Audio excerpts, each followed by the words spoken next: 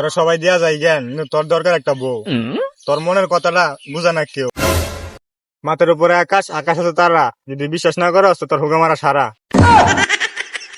কিরে বাতিজা, কেমন আছস? ভালো আছস? আচ্ছা আচ্ছা, আমি তো ভালোই আছি। তোমার তো অনেকদিন দেখলাম না, তুমি চাচা কই আছিলা এতদিন? আমারে দেখবি কেমনে? আমি তো এলাকায় আসছিলাম না, পাহাড়ে চলে গেছিলাম সাধনা করতে। অনেকদিন সাধনা করে আইলাম। দেখি তোর আটটা দেখি।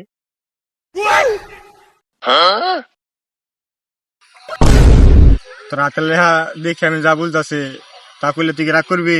না চাচা, রাগ করবো না, তুমি কও, সমস্যা নাই, কও।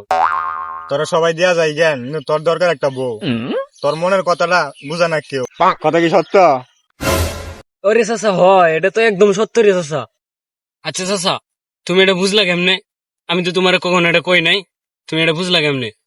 আরে এতদিন আমি পাহাড়ে গিয়ে সাধনা করে আইলাম, বিশ্বাস হয় না?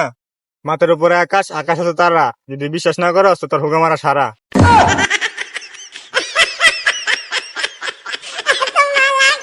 বাতিজা, তোর এই সমস্যা দেখে আমি চাইলে উদ্ধার করতে পারি, তুই কি কস?